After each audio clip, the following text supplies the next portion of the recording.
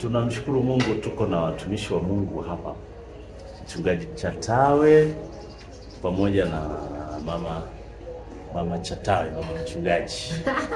Tumekuwa na wakati mzuri hapa, tumekuja kuwatembelea hapa na tumepata breakfast, mimi pamoja na mke wangu Flora.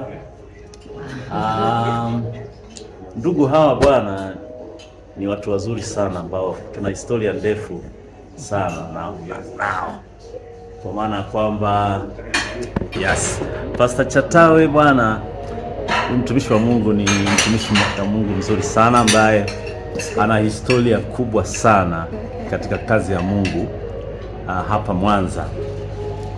Wengi wenu mnamfahamu pamoja na mke wake. Hawa ndugu ni watu wazuri, Mungu amewabariki na aliwapeleka huko nchi za watu kwa utumishi wa Mungu, na leo wametukaribisha hapa pamoja na mke wangu Flora. Huyu ni mke wangu Flora, huyu mlembo.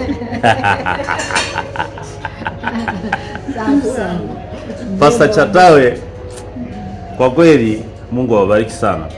Amen.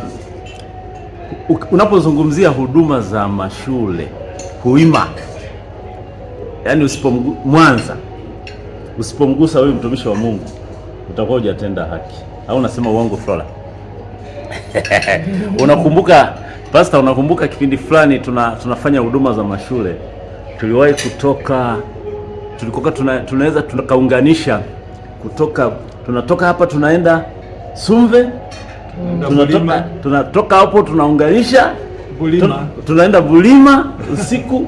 Kuna siku moja tulitoka hapa tukaenda Sumve, tukafanya huduma usiku za wanafunzi, tukatoka pale tukapitiliza Bwiru. Unakumbuka?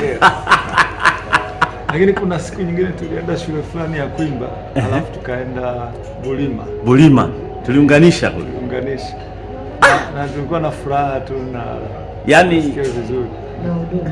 I say, yani kwa kweli hivi unaweza ukazungumziaje Pastor kuhusiana na huduma za mashule zimeleta matunda gani? Wewe huko nchi za nje hujakutana huko na watu ambao pengine wamekuwa ni matunda ya kazi ya Mungu kupitia huduma ya mashule? Sijakutana nao huko, lakini nimewaona. Wengine wamenitafuta tu au wameniona wakanikumbusha kwamba mwaka fulani tulikuwa mahali fulani. Na sasa ni watu wengine ni watumishi, ni wahubiri. Sawa kabisa. Na watu wazima saizi wana familia zao. Kitu ambacho kinaonyesha kwamba ile kazi tulikuwa tunafanya ilikuwa ni njema sana. Sawa kabisa. Yaani mimi nikikutana na wewe hivi na Flora hivi pamoja na mama mchungaji, tunakumbuka mbali sana.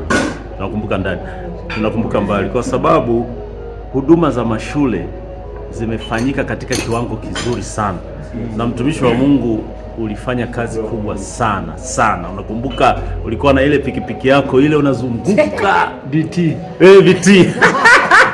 DT unazunguka mashule, unazunguka yaani mpaka nilikuwa nasema huyu ndugu ana moyo wa kiwango cha juu. Na kwa kweli kazi ilifanyika kipindi kile, mambo ya mashule tulikuwa tunafanya kazi kubwa sana, ingawa hata sasa hivi tunaendelea, lakini kwa kweli uamsho wa kipindi kile kazi uliifanya kubwa, na baada ya hapo walipatikana watu wengine wakaendeleza, lakini haikuwa katika kiwango kile. Kwa kweli Mungu akubariki, ulifanya kazi kubwa sana. Na ni Mungu kwa sababu Mungu anawapa watu wakati na tuliitika wito na ilikuwa ni hali ya kujitoa sana lakini matunda yake ni hatuwezi kusema tu ni wale ambao tuliwahubiria au tuliwafikia, hata sisi wenyewe ilikuwa ni wakati wa makuzi, ilikuwa ni wakati wa kujitolea kwa ajili ya kumtumikia Mungu. Ukizungumzia ile albamu ya Dunia Sasa, Huima, Dunia Sasa imeharibika. Ya muda mrefu hiyo. Nafikiri watu wengi wakiangalia ile album wanakumbuka. Ile album Pastor, unakumbuka jinsi ambavyo tulivyoanza kuiandaa? Yaani tulianza kimchezo tu, nakumbuka pastor aliniambia asiyetaka kurekodi. Sasa tunafanyaje? Baadaye tukaanza, hebu nikumbushe kidogo, hebu tulianzaje? Unakumbuka tulivyokuwa tunaanza zile nyimbo? Ilikuwa ni kwanza ilikuwa ni utumishi. Tunasema sasa hizi nyimbo tulizonazo tunafanyaje? Nikakwambia hizi nyimbo tunaweza kuzirekodi.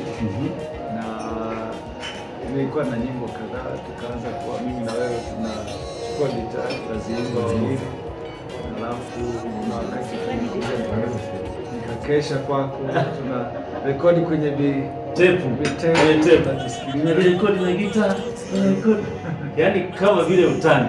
Lakini pia ilikuwa na nguvu, ilikuwa tunasikia moyoni kwamba lazima tufanye kitu, na mwisho tukashirikisha timu nzima na tukaanza mazoezi, na tulifanya mazoezi kwa muda mrefu, miezi 6, moyo wa kujitoa. nakumbuka miezi 6 na mpaka albamu inatoka, ilikuwa ni moyo wa kujitoa, moyo wa utumishi, na naona mpaka leo watu wanasema wakisikiliza kuna kitu kizuri. Ilikuwa ni kitu ambacho kimetoka kwenye mioyo ya kumtumikia Mungu, na hasa tulipokuwa tunafanya kazi ya huduma ya mashule.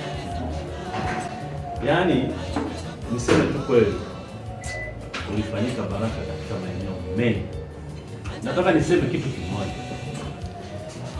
nataka nikwambie kitu kimoja. Yaani moja ya watu ambao walinifanya mimi niweze yaani huduma yangu mimi kuisogeza mahali fulani. Amen. Yaani Kwa Yesu. Mtumishi wa Mungu Bwana aliniactivate, yaani aliniongezea kitu fulani. Alinikuta nikiwa nimekata tamaa, ni mnyonge, kaniambia Bwana, hapana bwana, wewe una kitu cha tofauti bwana. Hapana. Twende. Yaani kwa kweli nakushukuru. Kwa kweli unitia moyo na kunifikisha mahali fulani.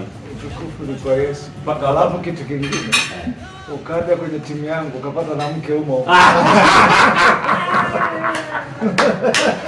Bwana, mke mwenyewe huyu hapa bwana. Flora. Yaani nilikuja kwenye bendi, alafu mimi ndo nikawa mwalimu. Kumbe unajifanya unaimba, kumbe unaangalia wewe, imba, mimi nakufundisha. Kumbe naangalia tena.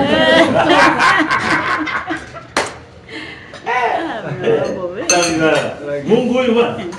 Ila tu nikwambie kweli, hii huduma imetufanyia surprise sana. Sio mimi tu. Unajua hata Davis amepata mke kwenye tulikuwa kwenye Easter Conference Bunda. Akaona dada mmoja anatoa huduma, tutolea huduma kama hivi. Dada hapa anatuletea chakula, anatunawisha, alafu nakumbuka walikuwa wawili, alafu mimi ndio niliwaoga. Nikasema bwana, hapa lazima kondoo yuko hapa Kwa kichakani. Utani bwana. No, lakini niseme ukweli. Wa vijana waliokoka, vijana waliojazwa Roho Mtakatifu wakati ule Homecraft Center, wakati wa Easter Conferences na Youth Camp, tunaenda Tabora na mabasi yamejaa vijana. Kumbuka ile kambi ya Tabora tulifanya, ilikuwa nzuri, ilikuwa investment nzuri. Utukufu ni kwa Mungu ambaye ametusaidia kuwepo mpaka leo. Na alikuwa na kitu ambacho anatuandaa hata sisi wenyewe kwa utumishi mwingine pia. Yaani kwa kweli Mungu kuwafikisha hapa mlipo ni matunda ya kile ambacho Mungu alikuwa ameweka ndani yenu.